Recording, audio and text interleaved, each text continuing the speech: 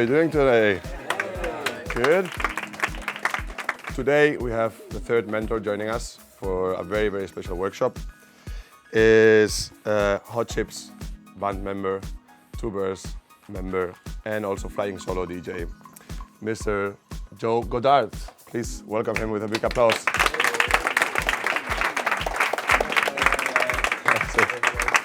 Hi, man. Hey. As long as I can remember, like I went to school with two of the other guys from Hot Chip, Alexis and Owen, from when we were 12 years old. And our friendship was a lot to do with music, you know, going to gigs around London really, really often, you know, maybe 2 or 3 times a week. And so when we were very young, we were exposed to all of this good stuff together. And I think that means we have a really kind of strong bond in terms of stuff that we like and stuff that we remember from those days. And it was a real range of music. I was really obsessed with 90s hip-hop. Like the first big hip-hop things for me were Cypress Hill and Wu-Tang Clan and things. It's like 92, 93, and loads of that music was really important to me. And at the same time, all of the kind of rock music that was going on around then, like Nirvana and, you know, these grunge things and whatever, was really, really big for me. Like our school, it has kind of an interesting load of musicians have come out of the school, like Kieran Hebden, Fortet, and Burial, and the XX, and the Maccabees. Some of the guys, like, they're a kind of indie band from the UK, and a few other people as well. So a couple of the members of So Solid Crew went to our school, and so there was a kind of, I can't really understand why that is, but I think that the school had a good ethos where it said kind of that you should try to go for whatever you want to do and try to do it. You know, it didn't really have like an amazing music department. Like I never studied music there, but a lot of people did go on from the school to make music. So in that kind of atmosphere, lots of people were in bands together, and before Hot Chip there were other bands that we were all part of. And I guess maybe when me and Alexis were something like 16 years old, we just decided to start making music together. He would come round to my house after school, and we would sit at the computer, or at, like, you know, we had like a tape 4-track before that, when we would play guitars and sing, and we did covers of other people's songs a little bit, and then started to write our own songs, and very quickly got like keyboards and drum machines involved, and it's kind of started to develop into kind of more kind of forms of dance music. But it started off as playing tracks by Spacemen 3 and Pavement and the Velvet Underground and things at little concerts at school, just me and him. The technology teacher gave us a really, really awful keyboard, but we loved it at the time. It was like the only keyboard that we had, and yeah, then we started to collect instruments. Right now, everyone in the band is pretty obsessed with dance music.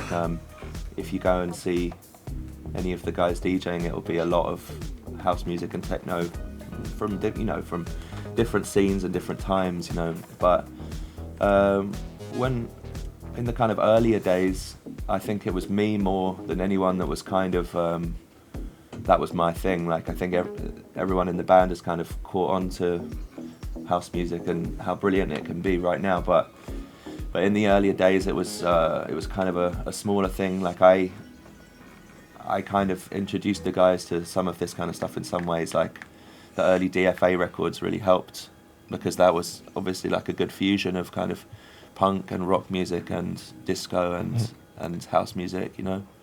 But yeah, I mean, we're kind of pretty involved in kind of electronic dance music right now. But that's not to say that everyone's not kind of really, really interested in, like, I guess Alexis particularly is his real love is kind of songwriting, you know. He has a love for house music, but you'll more likely find him listening to folk music or old soul, or, you know. Yeah, when we play live, I play the bass lines on a Moog Voyager, and I play percussion and sing.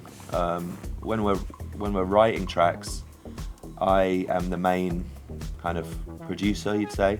I start a lot of tracks, kind of write the drums and write a lot of the music, and then bring my computer, bring the track to the rest of the band, and we finish it together and bring ideas. Alexis brings words and melodies, and the songwriting process works in lots of different ways. So Two Bears is really about a love of house music, you know.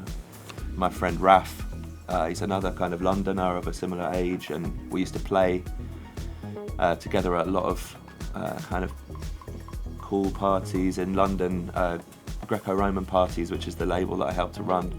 We used to throw parties in East London, in really kind of grubby little places, and play all night together, and that would be, you know, the focus of that was really house music. That was kind of where I really got into the kind of basement, kind of warehouse, kind of deeper kinds of house music and things, and the joy that comes through being in a club playing that kind of music for 4 or 5 hours, and you know, really getting into that.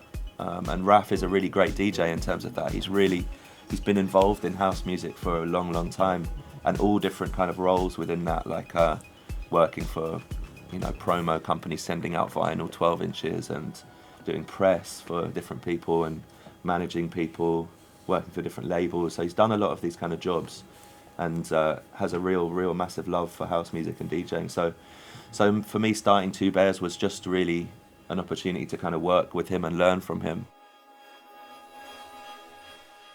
Playing in the band with Hot Chip, we have a set that we've been rehearsing and putting together for a long time. You know, we've been playing live together for a really long time now, and we tour quite heavily. So we have this kind of quite slick kind of machine.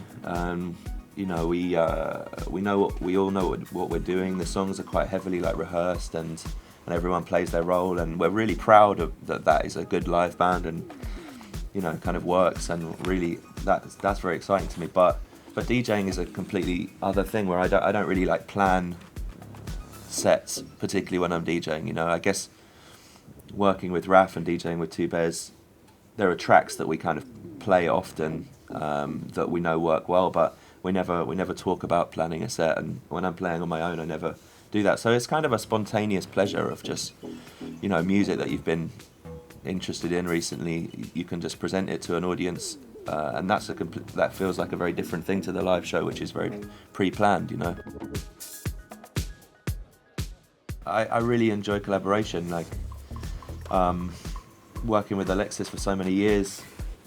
It's just a real pleasure for me, like, and it still feels like that because as I said earlier, like when we were growing up, a lot of our formative kind of musical experiences were together, like going to see the Beastie Boys or Royal Trucks, or, you know, great bands that we really enjoyed going to see together.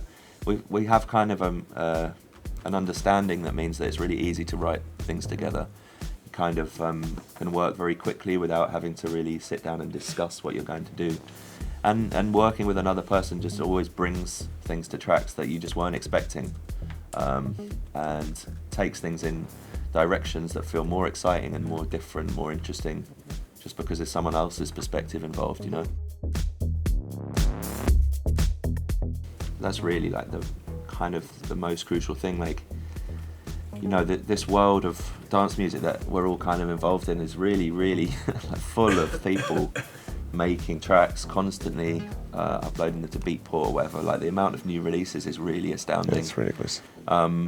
Yeah, and everyone is often using the same software and the same computers, and, you know, being inspired by the same kind of things. So I think to start to have a career, you really need to think about what you're going to do that's different, and that's difficult. But working with other people, or working with kind of not the most obvious plugins and you know, software synthesizers and things really helps with all of that.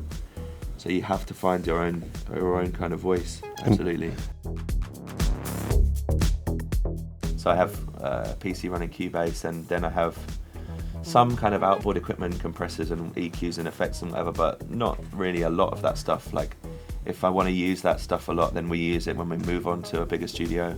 But I have loads of great keyboards. Like I have an ARP 2600, which is really one of the best kind of vintage modular synthesizers. Really fantastic sound, and that's really sounds amazing for bass lines and for all different things really, but it just has such a great texture to the sound, and it's really so solid and beautiful.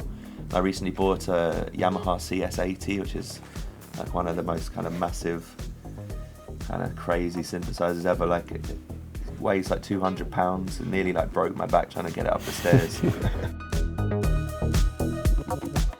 I really actually love like software synthesizers as well. I use them a lot. I use the Arturio kind of emulations of like old Moogs and things like that, loads. But I think it's something to do with the kind of the quality of the sound that you get from one of the real instruments that's hard to match, and you get the opportunity to kind of just mess with it physically, which is, I feel like you get more kind of individual results sometimes when you're using the real thing rather than the plugins. Show you something that is an actual idea started on the laptop, which is going to be like really badly mixed because I don't really attempt to mix things on the laptop really. You know, I leave that for when I get home and work on things there. Okay, this is really basic, but it shows you how I work, I guess. This is a song by Alexis's other project. Is called About Group. He asked me to do a remix for this track, and the track that they created is not done to any kind of grid or tempo, so I've tried to, up at the top here, cut up his vocals so that they fit in time with an actual tempo, which I picked as being something close to what the original was. It's like 65 BPM. So this is like really like a sketch of something that I then went on to work on at home properly. So all you've got here is a little bit of simple MIDI that I've written on the screen and made using just very basic. I don't even bother actually really having a lot of like software synthesizers on the computer. You know, I do like basic things and then know that I'm going to redo them using real synthesizers when I get home. So this is just like a really simple.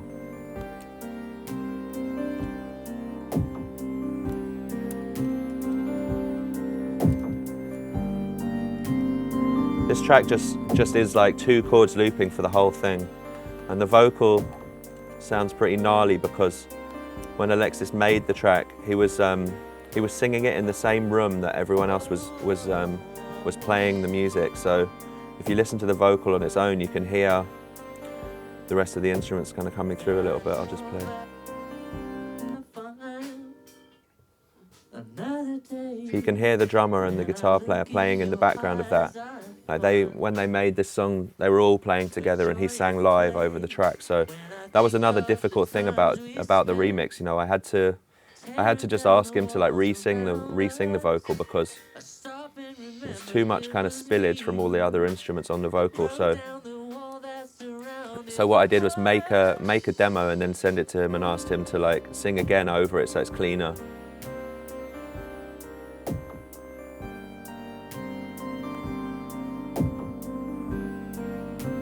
So the things that I did was like, I guess the general things that I do, like I put the bass line, which is this one, through the ARP when I got home, just so it kind of has more texture, a bit more life to it, and kind of modulated the synthesizer as I was doing it, so it's not doesn't constantly like feel like a loop, you know.